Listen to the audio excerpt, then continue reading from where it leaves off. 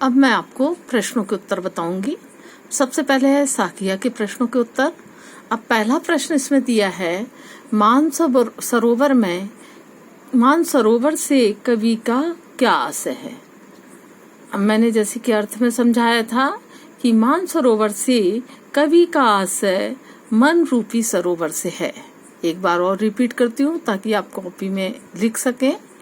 मानसरोवर से कवि का आशय मन रूपी सरोवर से है।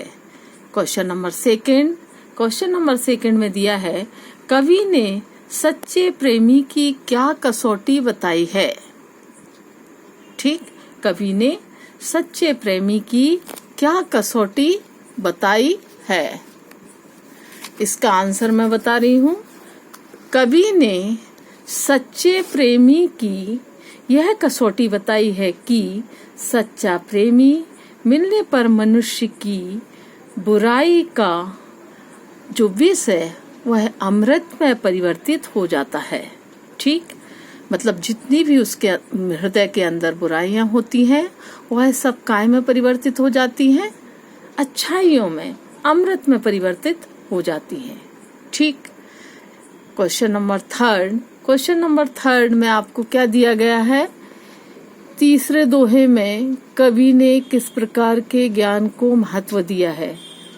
तो इसमें आपको बुक से ही देख के लिखना है कि तीसरे दोहे में कवि ने सहज समाधि या सहज ध्यान से ज्ञान प्राप्त करने का कहा है। ठीक हो गया। उसके बाद आपका दिया है क्वेश्चन नंबर 4। क्वेश्चन नंबर 4 में आपको क्या दिया है, इस संसार में सच्चा संत कौन कहलाता है ना। इस संसार में सच्चा संत कौन कहलाता है। तो इसका आंसर मैं बता रही हूँ, जो धर्म संप्रदाय के निकट न आकर निष्पक्ष भाव से ईश्वर की आराधना करता है तथा यह जानता है कि ईश्वर एक है, वही संसार में सच्चा संत कहलाता है।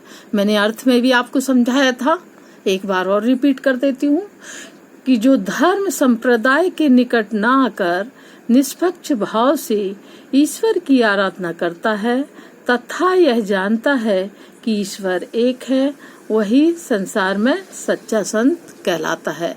उसके बाद क्वेश्चन नंबर 5 अंतिम दोहे के माध्यम से कबीर ने किस तरह की संकीर्णताओं की ओर संकेत किया है। ठीक, अंतिम 2 दोहों के माध्यम से कबीर ने किस तरह की संकीर्णताओं का वर्णन किया है। अंतिम दोहों के माध्यम से कबीर ने हिंदू मुसलमान में भेद करना तथा कर्म की अपेक्षा कुल को श्रेष्ठ मानना आदि संकीर्णताओं की ओर संकेत किया है। एक बार और रिपीट करती हूँ ताकि आप अच्छे से लिख सके। अंतिम दोहों के माध्यम से कबीर ने हिंदू मुसलमान में भेद करना, ठीक, उसके बाद कर्म की अपेक्षा कुल को श्रेष्ठ मानना आदि संकीर्णताओं की ओर संकेत किया है। उसके बाद आपका दिया है, किसी भी व्यक्ति की पहचान उसके कुल से होती है या उसके कर्म से होती है। ठीक, इसका आंसर मैं आपको बता रही हूँ, किसी भी व्यक्ति की पहचान उसके कर्मों से होती है। यदि व्यक्ति ऊंचे कुल में जन्म लेता है और उसके कार्य निम्न है तो वह निंदा करने योग्य है।